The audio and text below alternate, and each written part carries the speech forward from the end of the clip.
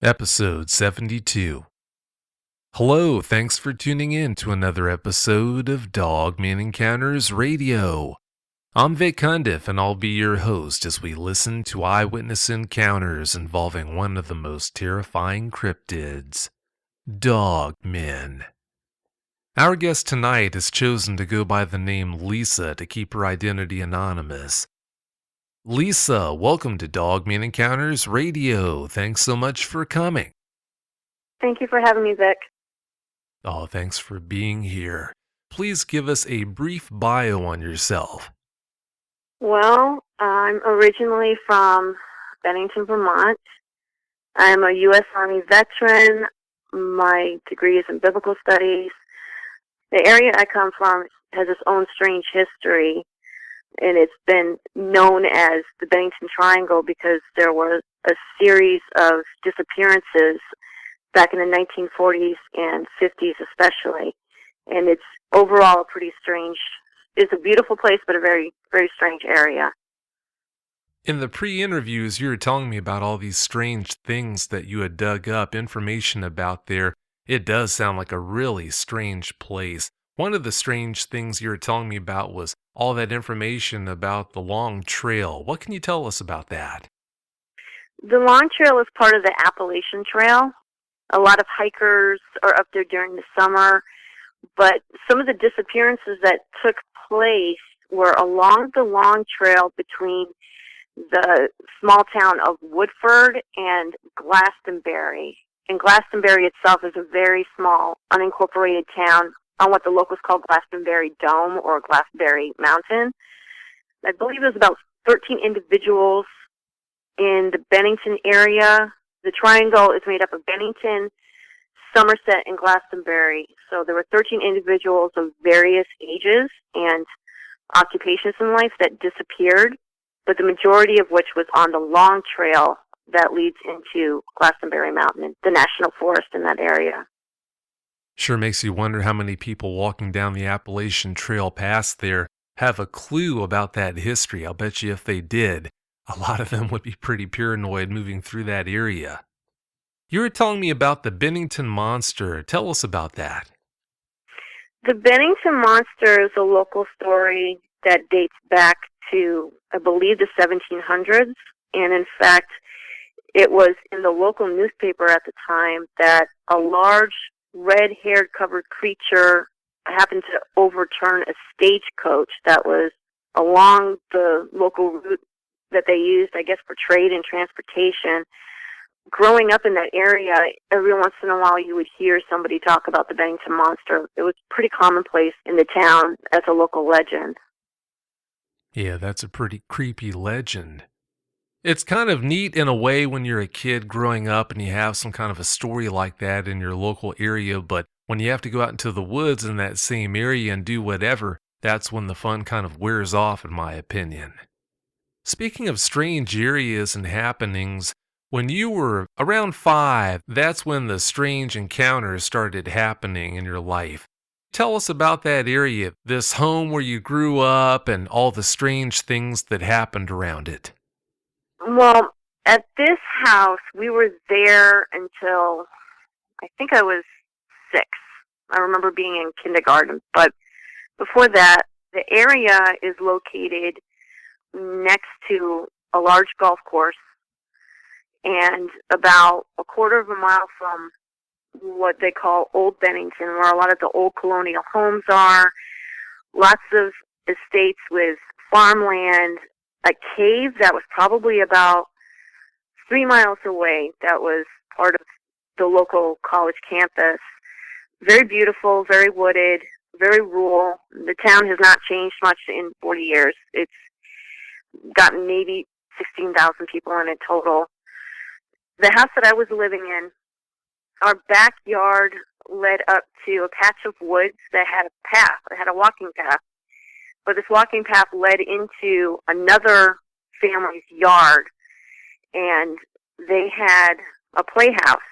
And so when I was younger, about 5, I would get into mischief, and I would go back into the woods, and I would go into the playhouse because it was fully stocked. There were toys, and there was a little table to sit at, and so I used to go back there.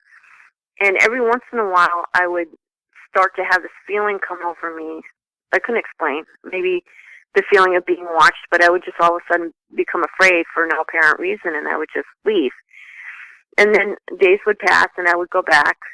There was one time when I brought my older sister with me, and we were sitting at the little picnic table in the playhouse, and the same thing basically happened to her. She started to feel really kind of creeped out, and she said, I don't like you here. I want to go back home. And so we left and went back home. Well, one afternoon, I went to go play in the playhouse, and the people that lived on this property came home. And so I basically felt kind of trapped, and I had a really good view of the backside of their house where the sliding glass doors were, and I could see the lady in her living room, and she kept looking over at the playhouse, so she probably knew that I was there and didn't have a problem with it because she didn't say anything to me, but I was feeling like I was caught. While I was sitting there, I had that strange feeling come over me that I was being watched. And to the right of this playhouse was a birch tree that had a V in it. I looked over at the birch tree and could see this one black eye of something looking through the V at me, and I ran out of the house, and don't know how many days passed, but I know that one afternoon, and I'm going to guess it was probably late summer, maybe early fall, I got it in my head to go back there to go play. And as I was leaving my back door and in my yard, something cut me off. I looked up to see this individual covered in light brown hair, just inches from me, looking down at me, and I got a really good look at its face. And it had large black eyes. It had a nose that appeared more pug comes to mind. Like, you know, it was muzzle-like, but it just looked kind of smushed in like a pug would. It had pointed ears on the side of its head. It didn't make a noise. It was just looking down at me, and at that time I didn't feel afraid.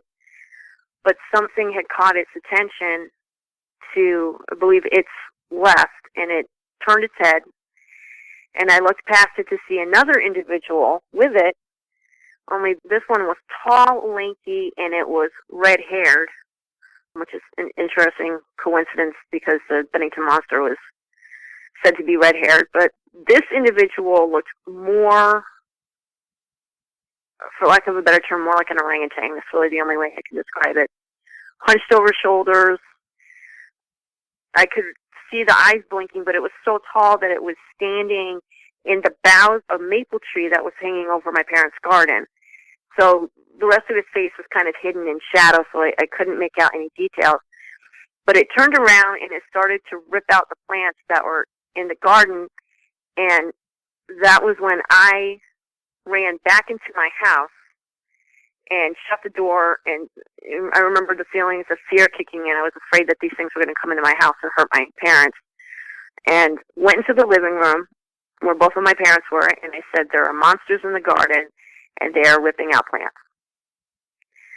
My father was not very kind about it. He was just kind of like, yeah, sure, stop lying, don't make things up like that. And my mother said nothing, but went into the kitchen and looked out the back door, and she said, there's nothing out there. And she called me over to look, and sure enough, nothing was out there. Either that day or the next day, my parents were out in the garden, and I was in the house, and they called me out. It was destroyed. There were plants ripped up and thrown everywhere. There were large footprints. They left the tomatoes intact, interestingly enough. And my mother asked me to tell her what happened again. And so I related the story. And my parents were puzzled, definitely disturbed. My father at the time was a high school teacher, and so he thought maybe some of the kids from the local high school had come and played a prank on him. And my mother kept saying, if that's true, how can you explain these footprints? I think it must have rained or something, but the ground was really muddy, so it's not like I could make out any details of footprints, but it just was an absolute mess. So I think I stayed out there and helped them clean up a little bit. And I have kind of missing fragments of a time frame, but sometime after those events, my parents had a friend come to the house, and he brought his little girl who was about my age. We were playing in the house for a little while, and she was really shy, and I was doing my best to be friendly, and so I thought it would be a good idea to show her the playhouse because it was, a great secret of mine. And so we went to the playhouse, started playing, having a good time. I think I remember she had heard something first and kind of looked afraid.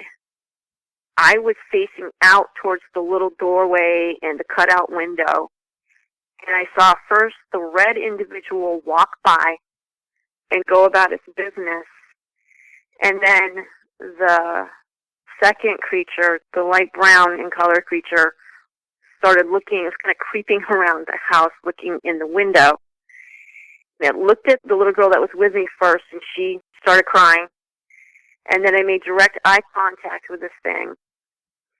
It had very, very large, or appeared to be really large, black eyes. And there was almost this sense of recognition. That's the only way I can describe it, almost like, oh, there you are. And I dove underneath the table, and both of us are crying and shaking and screaming, and this thing pretty much stuck its feet and its legs and the bottom of its torso in the doorway, and I think it kind of had its arms folded on top of the little roof, and it was peeking down at us, and it was showing its teeth, and it was making these growling noises that sounded almost nasal-like, but I don't think it was meant to be like overly aggressive. I almost think that it was playing with us, like it was having a good time knowing that it had trapped us in the house.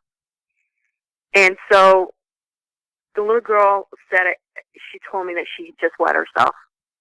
And if anybody remembers childhood really well, that's one of the most humiliating things you can go through.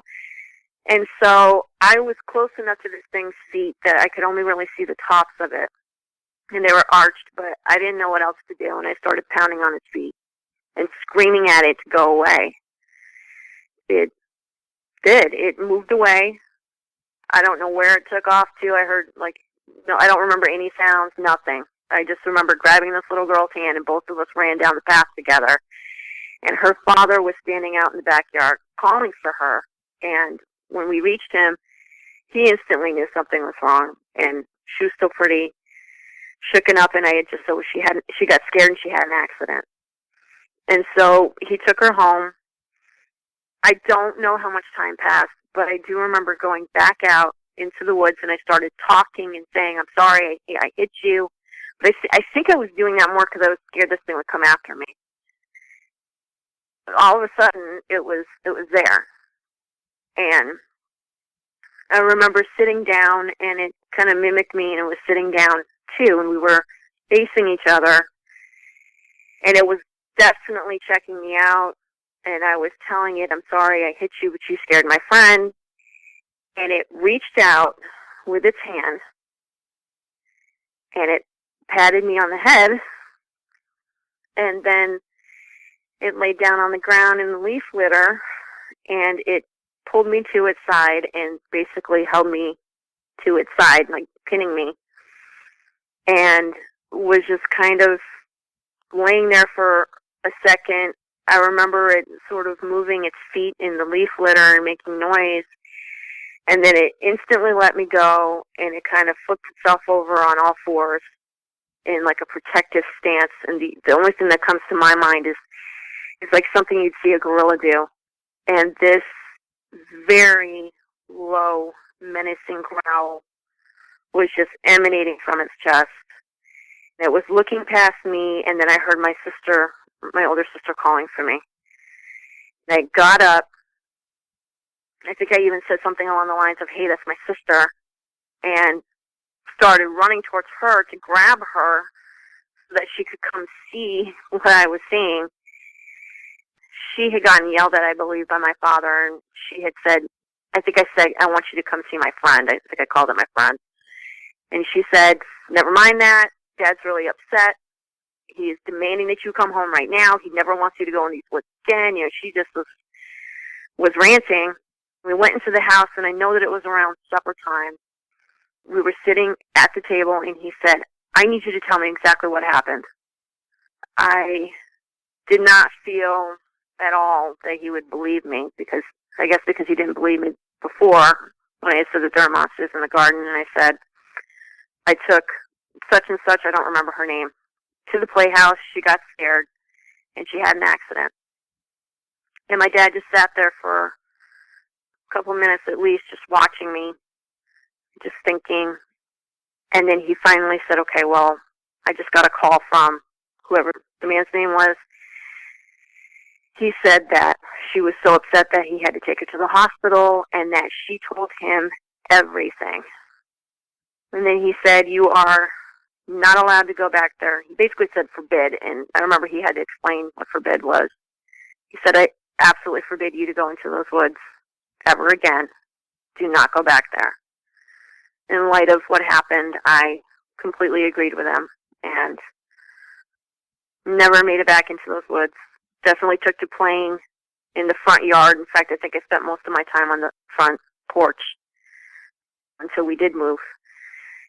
The only other occurrence which could be related that was very strange was, I'm pretty sure this happened after those encounters, but something was going on with either something was throwing rocks at the house or on the house, making all kinds of racket above our heads on the roof. And my parents were standing in the middle of the living room just looking up, trying to figure out what was going on.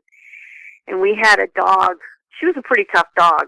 She'd been a stray that we adopted. She was a border collie, but she was just laying on the floor, just shaking. My sister was gone, I think, for the night. And my parents were trying to stay as calm as possible, but it was really evident, especially in my dad's face, that she was afraid.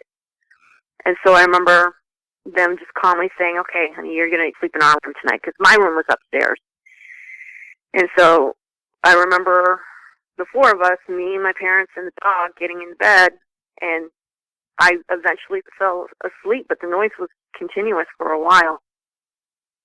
Those are the only events that I remember in that house, and it was sometime after we ended up moving into another part of town, which was probably about maybe 10 miles away from where those encounters took place. I know you had to be awfully happy when you finally did move. Yeah, I don't know. I was, and at the same time, I think there was a part of me that always kind of felt sort of lost after that incident. You know, I didn't tell anybody. Like I had told you in the pre-interview, I didn't tell anybody about those encounters for several years because, well, first I buried it, and then as I was doing research on the subject of Bigfoot, I began to remember encounters. And it took me forever to gather up the courage to tell even my husband, who, you know, I'm extremely close to, because one is frightening, you know, and you have to relive the trauma, but it's so unusual, it's hard to talk about. Especially when you don't know how many others have experienced the same kind of things. That brings us to our next question. After hoarding this info for so long, why did you decide to come out and share them publicly?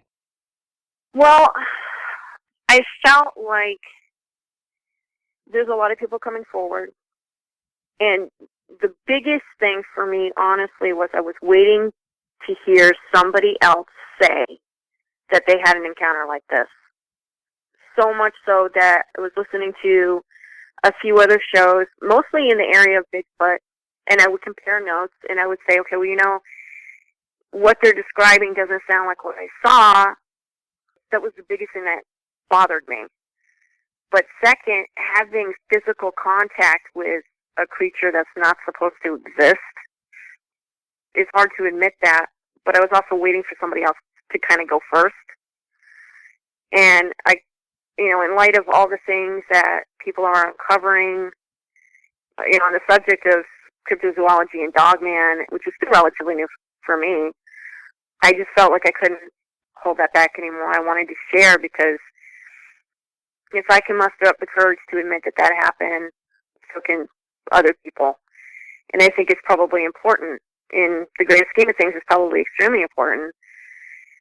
And one of the things that comes to my mind is there are people that disappear under mysterious circumstances, and if that thing wanted to take off with me, it could have very easily. And I think the only thing, honestly, that may have stopped it was the fact that my sister was calling for me. So I just think that it's important to share, to maybe further educate us as a civilization that this stuff is going on, and that we need to really be careful with what we're doing when we go out there. Because it's not, this wasn't a wilderness area. It was a suburban neighborhood, which kind of makes it even more disturbing to me personally.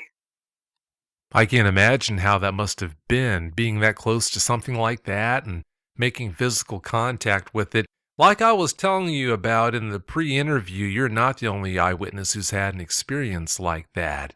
Hopefully by sharing that with you, it will help you deal with what happened that day. I realize it's far removed. It's been a long time since that happened, but when you have something like that that's that traumatic happen to you, even though quite a bit of time can pass, it can still be hard to deal with.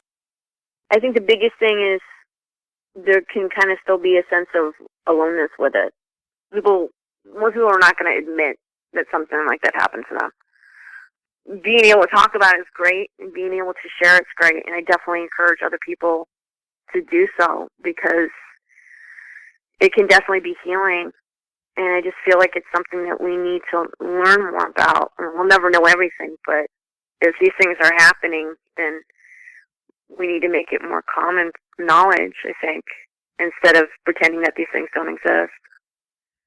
I think you're right. When you come out and talk about something like that, I think you do grow from the experience. After you do this interview, I think you will look back on it and feel a lot better about all the things that happened, because you did come out and in an open way talk about those experiences. Let's go back and talk about some of these bits of info that you shared with us. First of all, when your mother found those prints in the garden, did you notice a drastic change in her behavior after she saw those prints? In other words, telling you that she might have maybe thought for at least a moment that there was some kind of strange creature or creatures out there? She definitely knew something was up. When she called me out, or when they called me out, and she showed me the mess, and she showed me everything. When it was, she was trying very hard to kind of cover all bases, because first she asked me, she said, "Did you do this and make up a story about monsters?" And I said, "No." So she threw that out completely. Okay, that obviously is not what happened.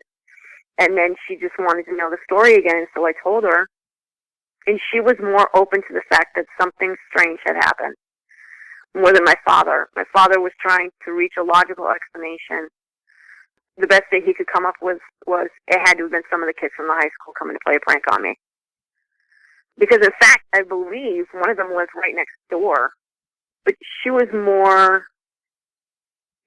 seemed to be more open to the fact that something definitely strange was taking place. And I think she came to that conclusion before my father did. My father didn't seem to reach that conclusion until after the incident with the little girl and myself in the playhouse, and what it was that she told her father, and whatever transpired between their phone conversation.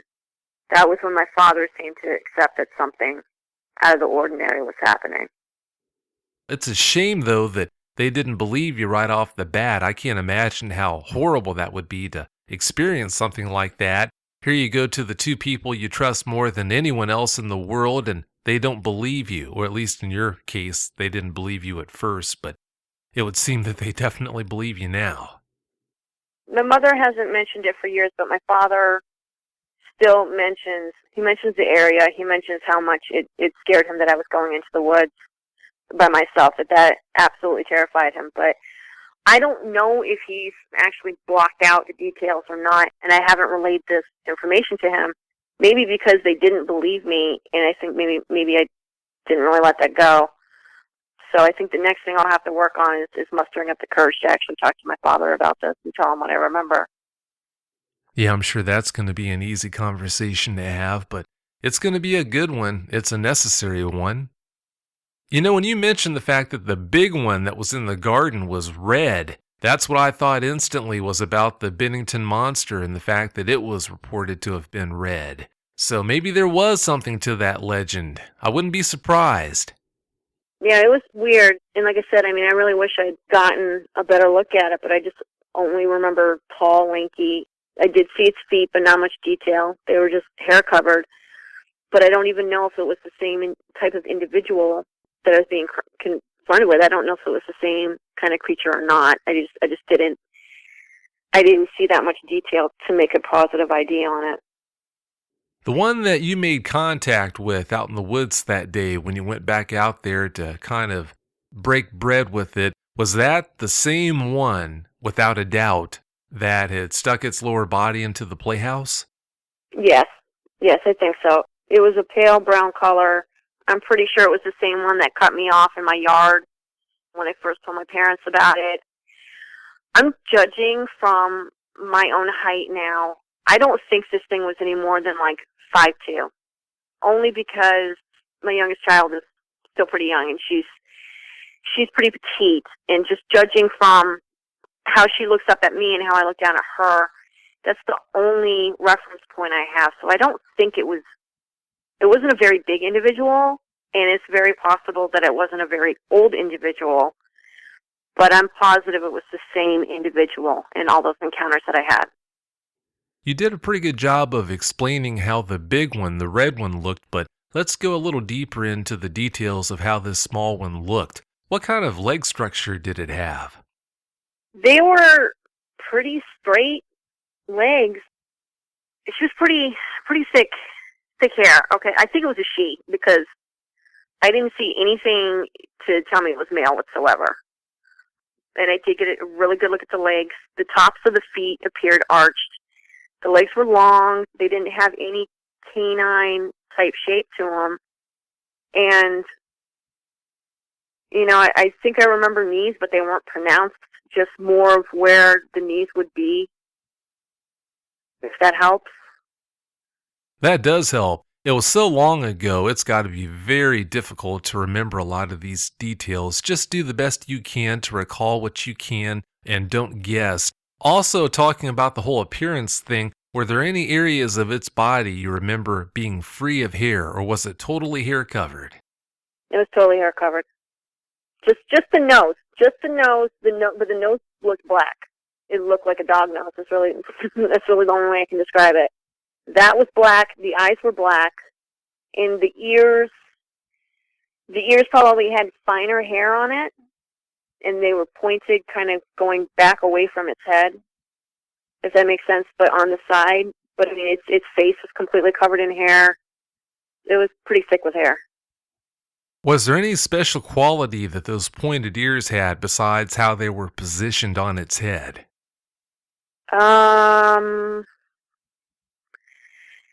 Just the odd way that they pointed. It was almost like elongated, but they were at a tilt, so it looked like a human ear, and then I don't even know what you call the back part. Like our lobes go up, and then you kind of have this back part where it starts to meet the cartilage. All of that went back more at a triangular shape and came to a point, almost like the ears were too big for its head. And if it was a juvenile, that might have been a maturity thing. I don't really know, but I was looking at the right side of its body where I was positioned. As far as coloration goes on those ears, what can you tell us about how they compared in color to the rest of its head and body? Did you notice any difference that way? They were just a little paler. A little I think they had hair on them, but they were just a little bit paler, so maybe a little blonder than the rest of its body. It could have been the way that the light was reflecting on them, but that's it. That's all that I remember. What about the eyes? What you saw, I've got no doubts, was not a canine type Dogman. It was a type 3. Type 3s have some distinctive qualities about their eyes. Were there any strange features to this thing's eyes that you noticed? Almond shaped, but really large and black. And the only thing that comes to my mind is like nocturnal. If you look at creatures that are nocturnal, most of them have large black eyes, and that's really what they look like. But almost like a dog's, because you know how most dogs have really dark brown or blackish looking eyes, and then you can see a little bit of the white. So there was some white, it just was mostly dominated by the blackness of its eyes. I see. You mentioned how if this thing had wanted to carry you off into the woods, and as a result, you winding up being another missing persons case, that it was fully capable of doing that. I've got no doubts about that, but I don't think that's what it had on its mind. If that's what it had intended to do, I don't think it would have just laid there with you next to its side and give a chance for your sister to show up. I think it would have just carried you off right from the start. So I don't think that's what it had in mind. Like I told you in the pre-interview also, type 3s are much less likely to be aggressive and be problematic than what a canine type would be. If it had been a canine type that you ran into in the woods that day, I would be a lot more concerned about something like that happening than with the type 3. There was that one little girl in Michigan who had that incident where she reported being taken away by that Dogman who, with every indication of the description she gave, seems like that was a canine type. That was the Dogman that she said took the red ball cap off of her head and ate it and all that. Yeah, I think you have a good point. It still doesn't really bring me any comfort. It still was pretty. I mean, I was afraid when it happened. I mean, I do remember really feeling panic welled up inside me and really being afraid. It wasn't like we were sipping tea or anything like that. It was still really terrifying. I mean, once this thing was touching me and kind of had me next to it, I at least thank God, I really just laid still and as still as possible, because I didn't know what was going to happen. Oh, I'd say you handled it the best way you possibly could have. Yeah. Yeah, by not being panicky and moving around and making a lot of noise, that was the best way to handle that. Now, you were that close. You were actually touching this thing. What did you notice as far as smell would go? Did you smell anything or not? Nothing. Nothing that's coming to mind at all. I have no memories. I do remember the way that its fur felt, and I do remember it feeling really coarse and wiry, pretty thick. But absolutely no smell. I know that there has been putrid smells associated with cryptids, but there was nothing in this case. Gorillas have a gland called an apocrine gland. It's under their armpits. They can use those glands to emit a strong smell. I'm pretty sure that Dogman and Sasquatch have glands like this as well. If you think about it, it wouldn't make sense if they smelled that bad all the time. If they did stink as much as they can stink, in my opinion, when they want to, how would they ever be able to sneak up on a deer? They wouldn't be able to. A deer would be able to smell them a mile away. Right, exactly. And also, you mentioned its muzzle. You described it as looking kind of like it had a pug-type muzzle. That muzzle, did it have that wrinkly black appearance? You mentioned that the only place on its face where it didn't have hair was its nose. When you said that, are you saying its whole muzzle region was hairless, or just the actual leathery nose part of the muzzle was hairless? It was where its nostrils were. That appeared black and leathery.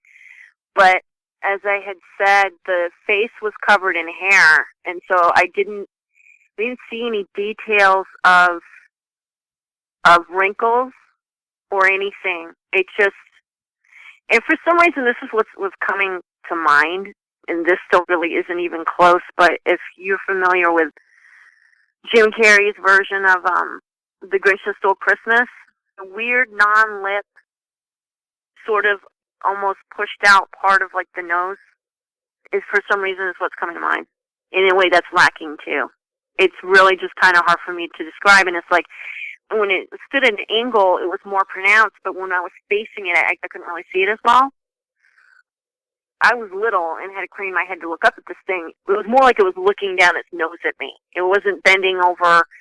It was just kind of like blocking my path, but just sort of cautiously, I guess, for lack of a better term, kind of looking down at me with its eyes. But that was maybe the way that the light played, but that's what's coming to mind, that really sort of strange, almost animalistic detail in a face that also looks humanoid, for lack of a better term, is really kind of what's coming to mind with it. That had to be awfully strange.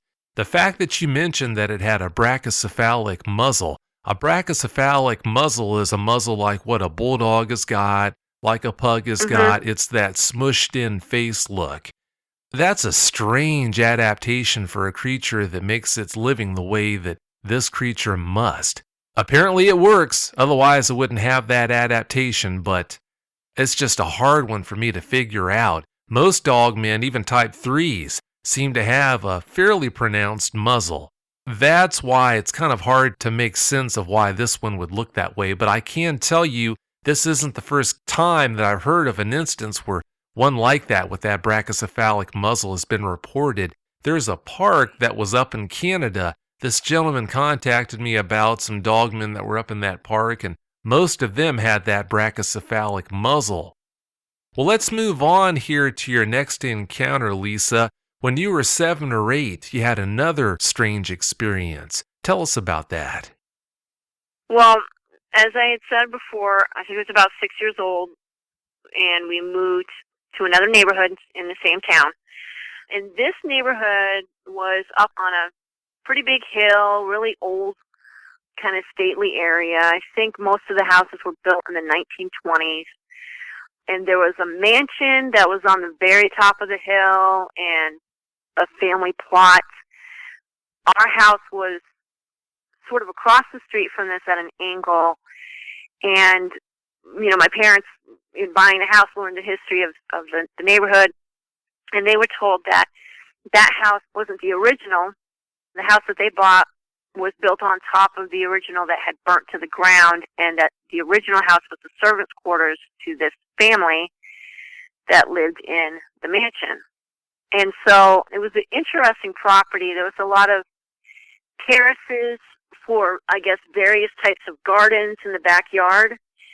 And at the very top terrace was our garage.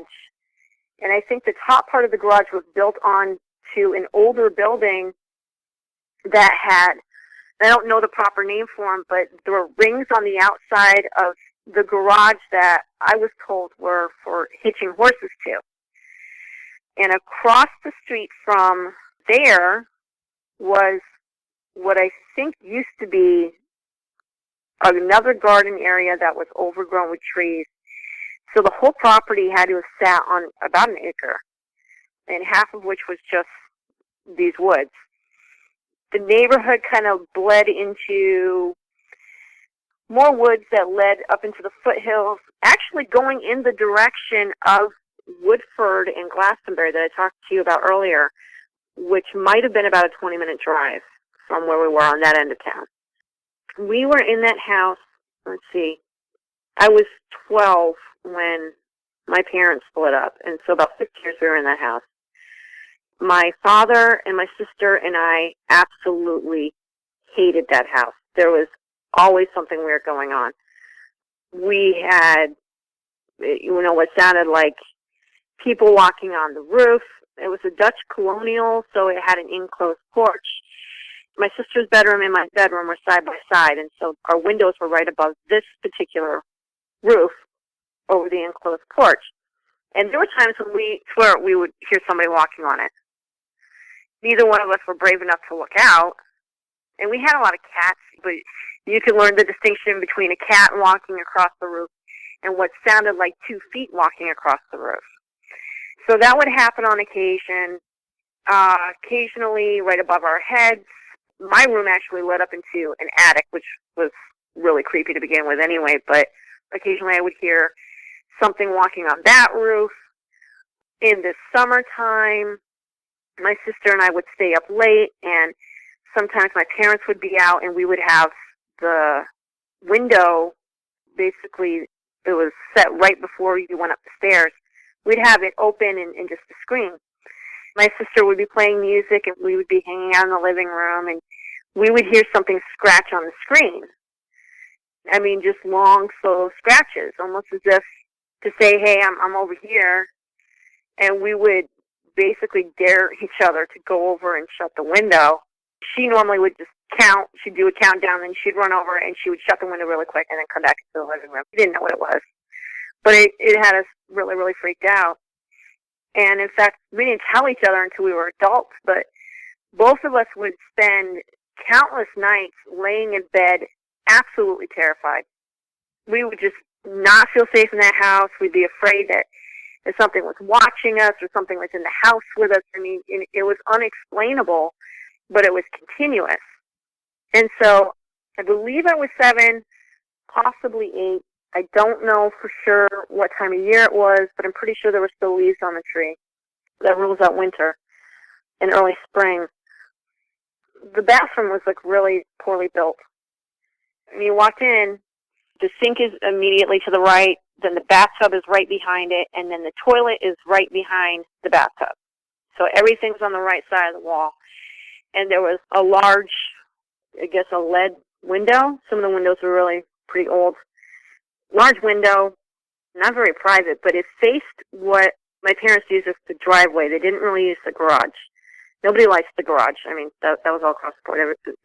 That whole area creeped everybody out. But it looked like it was the foundation for another building at one point in time, and this was next to the forested part of our property. And so the bathroom window faced out towards this, and the driveway was across the street, maybe 20 feet from the house. You know, when you're a kid, things seem a little bit bigger, but I'm going to guess about 20 feet. And so I'm looking out, but I've done this several times in the middle of the night. Normally it was open. There's nobody up at that time. And I'm looking out, and I see first kind of blended into darkness of what looks like a dog head.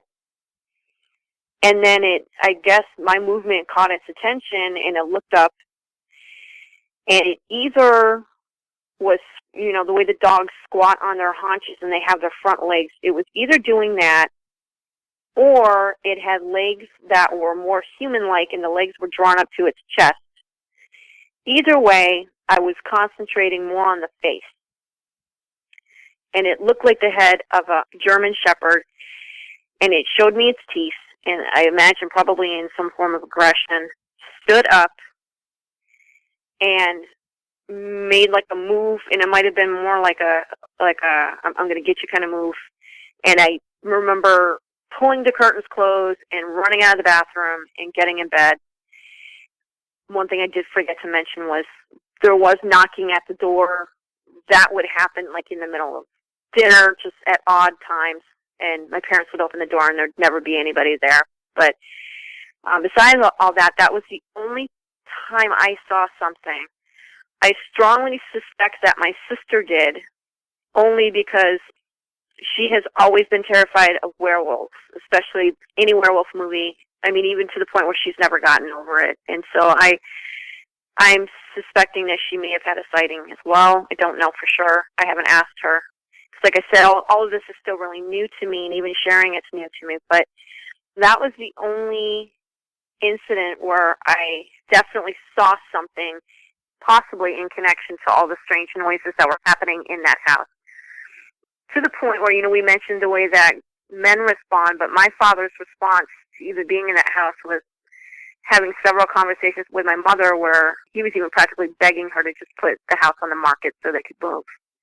So I'm sure there are things that went on that I don't even know about. There just might have been. I wonder if he might have seen something and didn't tell you about it. It's very possible. Yeah, that could very well be. Someone in his position, if he had seen one, it wouldn't make sense for him to tell you, his daughter, about it and risk scaring you even more than you already were. So that could be. I'm not sure if this happened at this property, Lisa, or the other property when you were 5 or 6, but you told me about a curfew that was placed on one of the towns where you Oh, lived. right.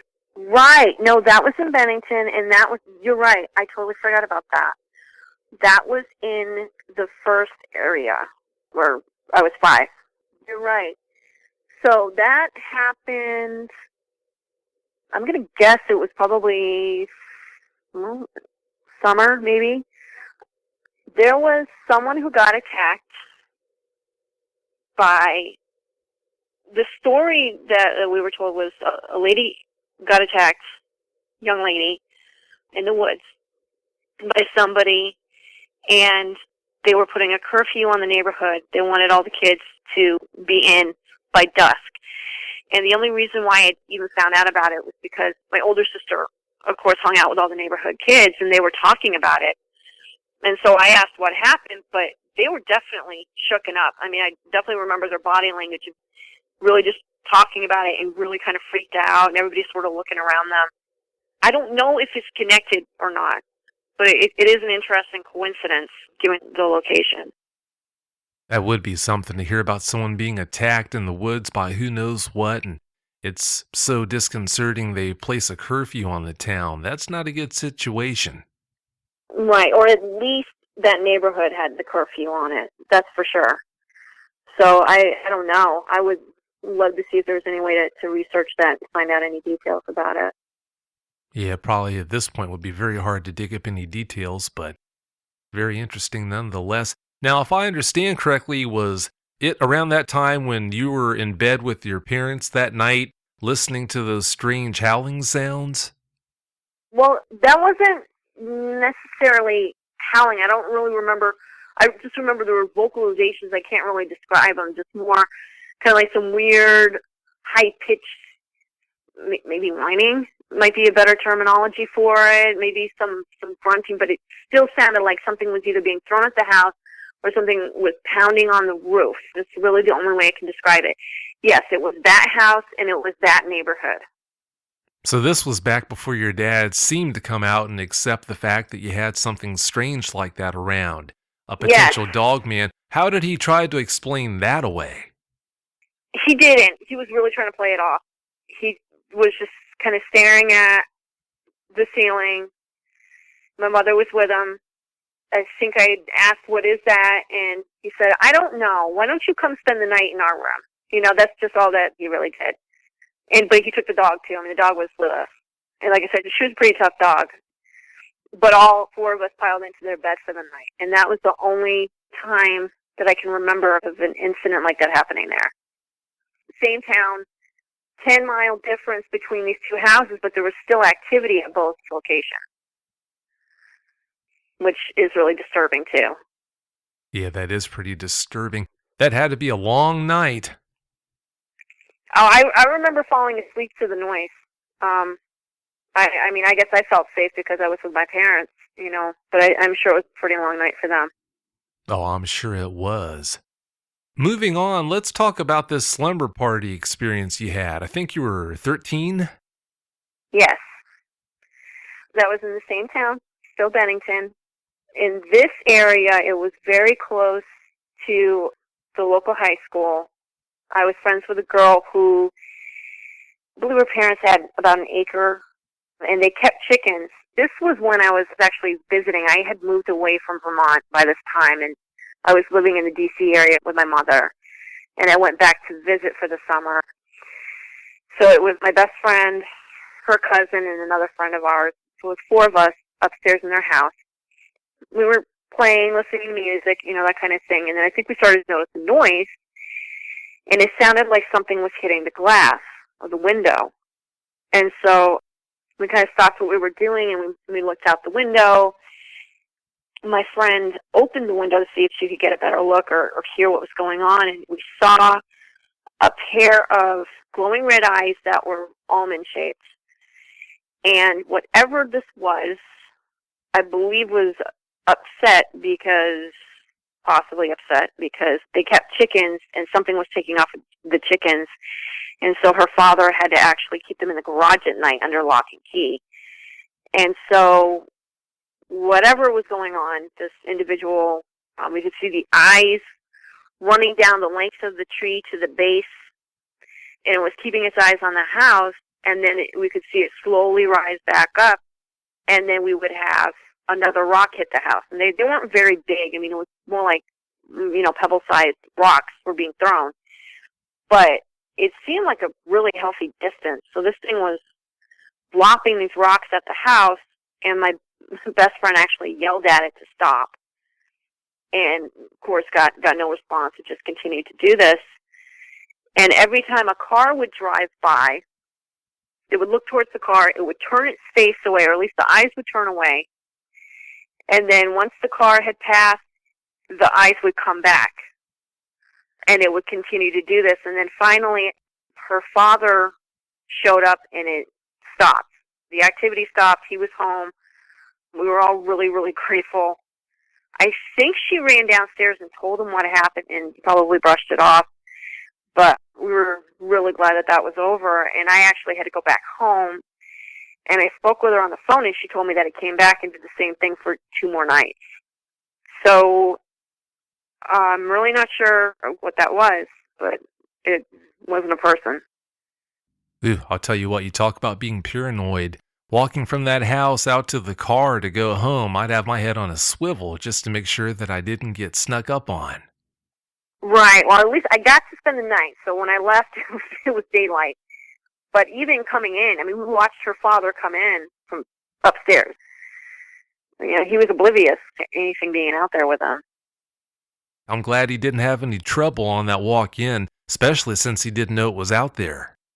Now, from what I understand, not long after that, there was a girl who was attacked in the woods nearby.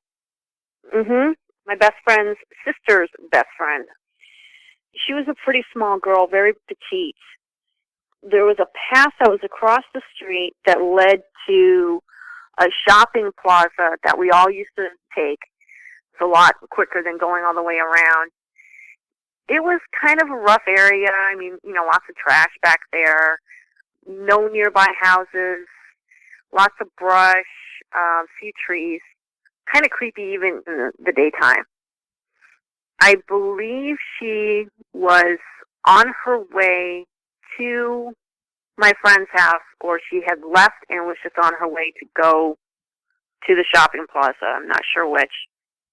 But she described remembering she described it as someone all dressed in black, very large, dressed in black, or at least black. She couldn't really give too many details past that. And as she was turning to face whatever or whoever this was, something hit her head. And she woke up, she thinks it was several hours later, she woke up alone on the path, laying in the middle of the path. And she ran to my friend's house, told them what happened, and they took her to the hospital. She ended up getting stitches in her forehead. The police got involved. They tried to do an investigation. I mean, she gave them as much information as she could, but we were all scared. We were very scared at the fact that this had happened to her. Were there any indications it might have been a person instead of a dogman or a Sasquatch? In other words, did she have any money on her? Was her money gone? If so, anything like that to point towards it being a person? No. Nope. Whatever or whoever did this just left her on the path. She had everything that she came with. And she didn't say for sure if the way that it was worded, it did not allude to clothing. It was just more like she said as she was turning, she saw somebody, like all she could see was black, I guess was really, really kind of how it was worded. And I believe that we just assumed it was somebody all dressed in black because trying to make logic of it, that's what your mind's going to come up with. Somebody all dressed in black attacked her and just left her in the middle of the path. If it was a dogman, it makes you wonder what its motives were. Why in the world it would knock someone upside the head like that for no seemingly good reason. But they do so many things we just don't understand. I guess I shouldn't be all that surprised. When you mention that encounter there that she had with whatever it was, it makes me think about one that you had when you were walking down some railroad tracks in Massachusetts. Please tell us about that. Well, some friends of mine and I skipped school. I went to high school in Massachusetts because that's where my dad ended up after my parents divorced. And there were four of us that skipped school. Two of them went into a convenience store, and another friend of mine, kind of my male love interest, I guess you could say, and I were walking on the railroad tracks. And we saw what I thought was a guy, just a really big guy, walking towards us. And he stopped me, and he kept staring at this individual, and I could just see, the color drain from his face. And I kept looking at what I thought was a person, and I was like, what's the big deal? It's just a really big guy. And he said, no, that's not a guy. And as it got closer, I'm going to say it stopped, I want to say maybe 100 to 200 yards away from us, if I can remember correctly, because at that point, it had the same ears as the individual I saw when I was 5. Definitely had that weird, angled, pointed ears, but this one I would describe maybe more as a muzzle. It almost appeared more like a baboon, like baboonish, and it was showing its teeth to us, which I'm beginning to think is a sign of aggression or fear or something. It was showing its teeth to us, and we were just kind of standing there looking at it, and it was looking at us. Its head was more conical shaped, though, and I remember slumped shoulders, really long legs, really long arms, just sort of gangly looking, and then it turned its left and went down the limestone incline into the bushes, and we went running back to our friends and told what we saw, and I think they thought we were joking around with them. A sagittal crest isn't a function of anything but size, from what I understand.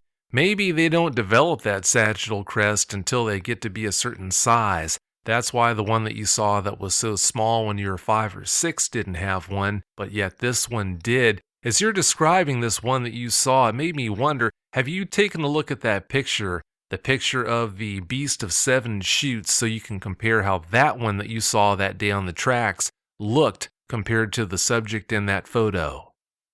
No, I haven't heard of that until now. Well, if that's the case, next chance you get when you're online, do a search for the Beast of 7 Chutes, and after you have a chance to do that, please do let me know how what you saw that day compared to what the subject in that photo looks like. Okay. It sounds like a pretty good match. Sounds like a really good match, actually, color and everything. From what I understand, your grandmother saw something that just might have been a Dogman. Well, actually, it was me at my grandmother's house.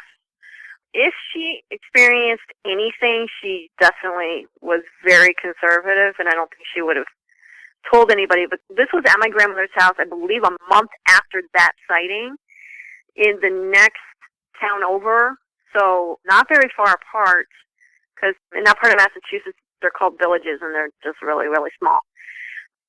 So her subdivision was built in the 1980s. It was really relatively new. Lots of old forests. Part of it, I think, was all a wildlife sanctuary at one point in time, and there were still parts of it that were protected. I was getting ready to go to bed, and I think I was 16. I was 16 when this was going on. So I was getting ready to go to bed, turn the light off.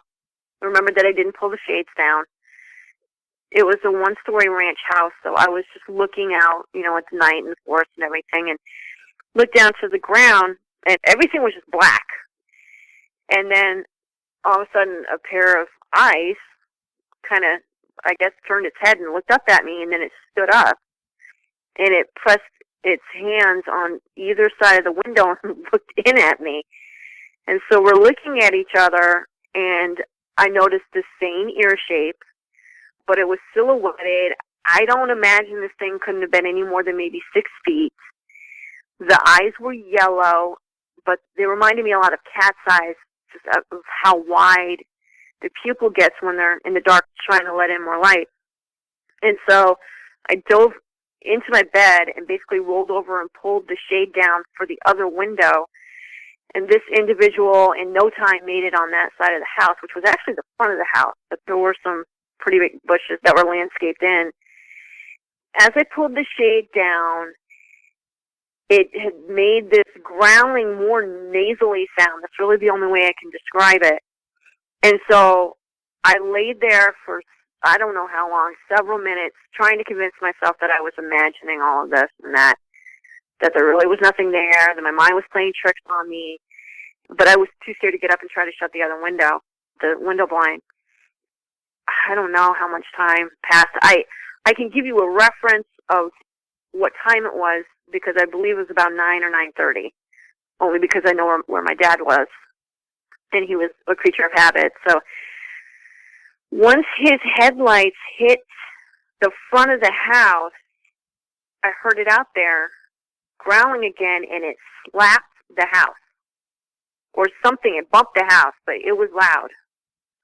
Then I could hear it moving off into the trees. I could hear, snaps of like twigs and things as it moved away from the house.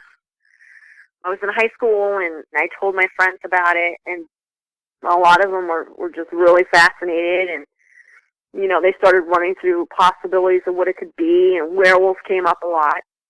But I didn't see any other details of this thing's face, just the eyes and the shape of the ears. So I have no way of knowing what other features it had. It was almost as if it was just a big black shadow, and I could just only see the outline and the eyes. Up until we talked about this particular encounter, I never had any indications that you weren't telling the truth. It's because of the details, the answers that you were able to throw right back at me for the questions I gave you with regards to this particular encounter that I knew as a fact that you had in fact seen a Type 3 Dogman. So yeah, if you along the way ever wonder if I believe that you're telling me the truth about your encounter here, or your encounters plural, the answer is definitely yes, wholeheartedly. Okay. Well, for me, the most disturbing thing is the number. But I don't know. We can talk about that in a little bit because I've had to come up with my own theories of why it's so often. Because it is unexplainable. And it's not easy talking about this at all. But like I said, I withheld it for so long because I was kind of waiting for somebody else to go first. And then I just sort of felt like, well, I'll go first, in a sense. Because it's not easy. I've even heard some really incredible stories on your show, but there's always this deep sense of, you can tell that they're telling the truth, and it's real, and it's horrifyingly real. And it just, makes the hair on the back of your neck stand up, even hearing it from other people. So it's an unfortunate reality, I guess, that it even happens. And I empathize with other people that have experienced this kind of stuff as well. Oh, sure. You feel so sorry for them because it's so horrible. If you have something like this happen to you and you've got a bunch of different resources you can take advantage of to help recover from it, that's one thing. But when you see something like this and your options are so limited, it's just horrible because how do you get better? If you don't know who to talk to or where to go, how do you recover from it? Yeah, I'm just so glad you found out about the show, and I'm glad that you're coming on the show to talk about what happened to you. That's just really good news.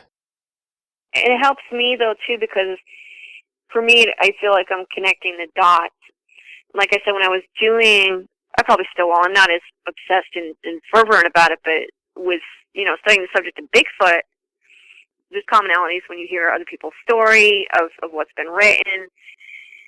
And for me, I kept feeling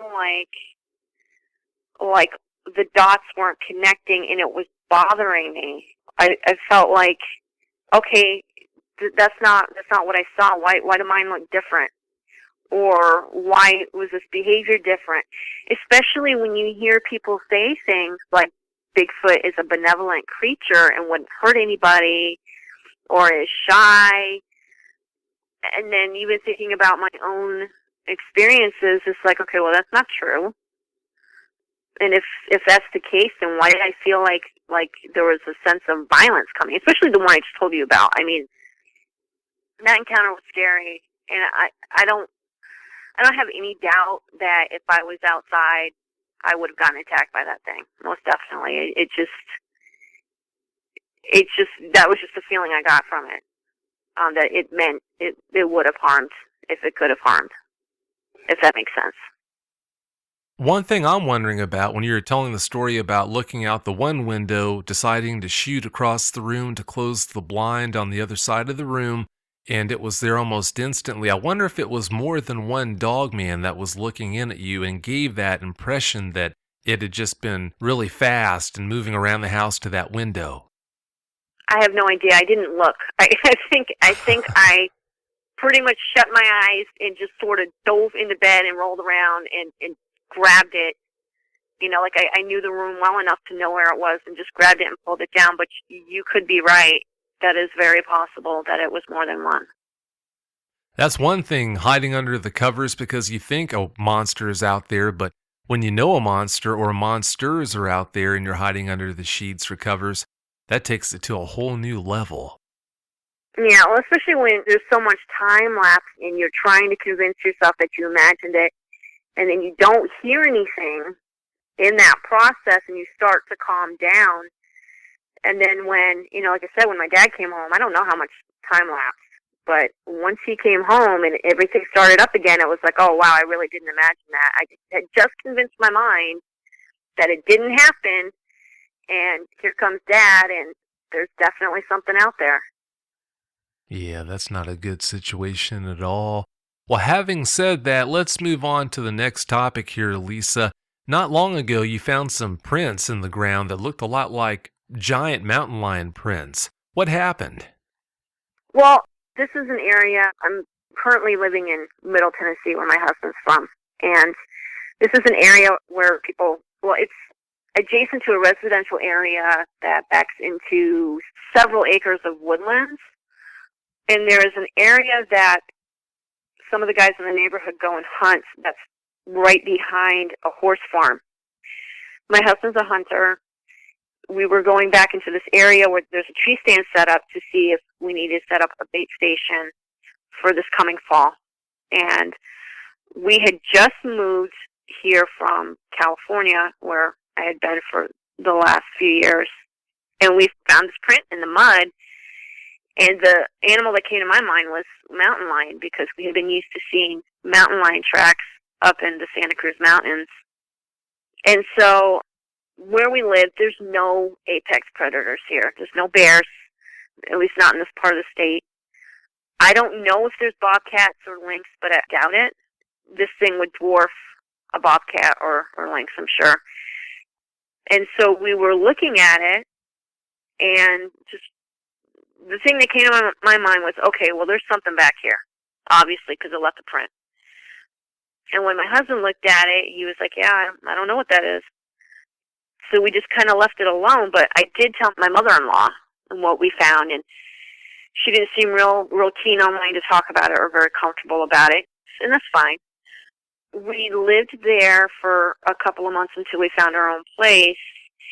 I'm a chef, that's my current occupation, and so I have to go in really early to get set up for the day. One morning, just this past spring, I think it was about 4:30 in the morning, and I was getting ready to go to work, and I heard something, or I don't know, I heard something howling behind the horse pasture in the woods. It was very low, very mournful. It could have been a dog. I won't rule out that possibility. But if it was a dog, it sounded like a really good-sized individual. But there's no houses back there, which is kind of what I have a problem with. There's no houses back there, I think, for several miles. So as far as that's concerned, I think I'm just going to say it's strange, and I have no concrete answers on what left that print or what was howling in the back. Did you ever have a chance to pull out a tape measure or use something to measure those prints to see exactly how big they were? No, I was only comparing it to a mountain lion track, which I had probably seen, I'm going to say maybe 3 months before that. So it was still pretty fresh in my mind. And it was larger. I'm going to guess that it might have been 6 inches in width. And it was very wide. But we didn't do anything special to it. I mean, right now I kind of approach those things as, okay, yeah, that's pretty strange. I'm not going to stick around here for too long. Or if I have to, I'm going to play dumb to whatever's out here, even though I know something might be out here. just didn't think to really investigate it further. But because it could be something that I don't want to mess with, I'm not going to go try to stir something up, but I will be continuing to go out there on occasion. And I've just already decided that if I see something like that again, then I probably will most definitely try to take pictures, at least try to take pictures with my phone to see if I can maybe send it to you or somebody else who might have an idea of what it is. Sure, that'd be fine. When you were looking at that print that you thought was a mountain lion track, at least initially, did you notice anything in that print that you found that day that you would not expect to find in a typical mountain lion print? It did look like there were claws, or at least the indication of an imprint of where nails or claws might have hit the mud, I guess depending on the motion of how it put its foot down. But there were some sticking out from the padded parts of it. But it still had that shape. I only remember 4 distinct pads, and then the middle pad, which was enormous, it was probably about the size of the palm of my hand. And it went into the mud. It was pretty muddy back there, so it went in nice and deep. It made it a really nice print. But I didn't look for any more. We really just kind of came back there to sort of scope things out for hunting season and then just left. So you only found that one track, no others? Yep. Okay. Yeah, my next question was going to be the pattern that you found. Left, left, right, right, or left, right, left? It was just one. I didn't look for any others. I mean, I was really just kind of stuck on that one. And for me, it's like, if there's something back here, I don't want to stick around, and I'm not going to study it too much. I'm just going to acknowledge, yes, I see this. This is strange, and kind of go about my business. I mean, for me, that's kind of, after all of my encounters, that's kind of how I have to approach being in the woods in general. So I just kind of did that. And my husband has not had an experience like this. He's extremely supportive. And I told him everything that I've gone through, and he believed me, thank God. We have a deal now where if we are ever camping, because I don't want to have this affect our lifestyle, but if we're camping somewhere or if we're in the woods for any reason, if I ever sense something might be there or I just get scared, I can look at him and say, okay, it's time to go, and he'll be fine with that. So in this instance, it didn't creep me out. It was just more like, that's really strange and that shouldn't be there. Okay, let's finish up so we can get out of here and go back to the house. And I didn't have any feelings of being watched, nothing. It just was very out of place. I guess it'd be like finding a TV sitting in the middle of the forest. It was just that strange. Oh yeah, that would be awfully strange coming across something like that. Huh.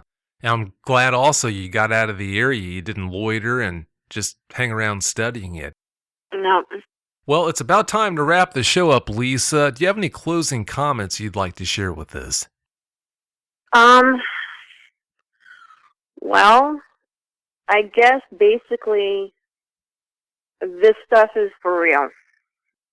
It's really out there. People really are seeing things that science will tell us doesn't exist, but they do exist.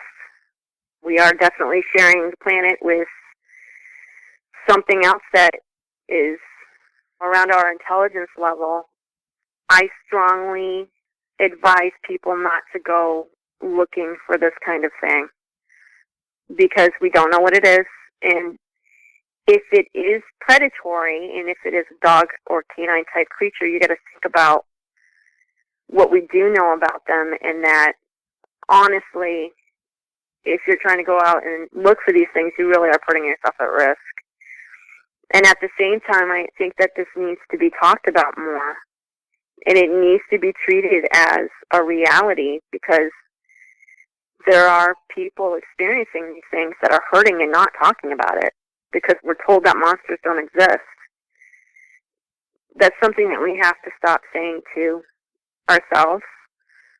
It's something that we have to stop saying to our children. I've stopped, pretty early on, my kids. I've never told them that there's no such thing as monsters, but if they have ever heard anything or experienced anything that scared them, I would allow them to talk about it, knowing what I've gone through individually. I think that it's good to know that there's a community of people that have experienced these things. So I'm really grateful that I came across your show and your website. I wish I could give you more details on some of this stuff, and I hope it helps people that are researching the subject. But I don't think that we'll ever know exactly what these things are or their habits. I just think that we need to be cautious and leery and trust our instincts.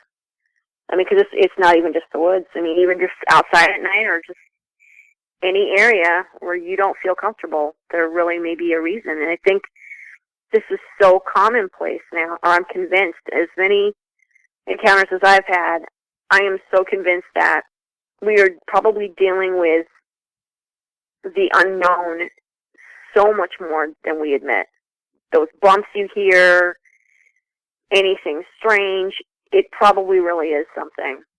And I think that we need to be aware of that and, in a sense, be okay with it and continue to live our lives as much as we can, knowing that this stuff exists and that it really is common knowledge, instead of treating it like a fairy tale or ridiculing people that come forward and share these experiences, because it's not easy.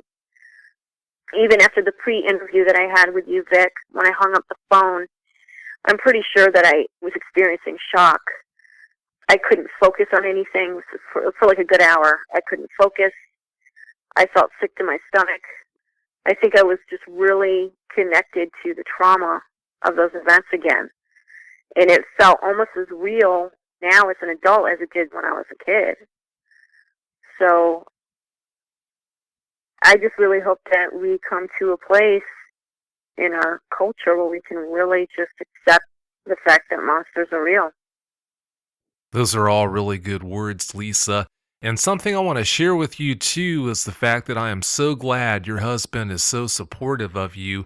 He hasn't laughed at you. He's there for you to talk with these things about.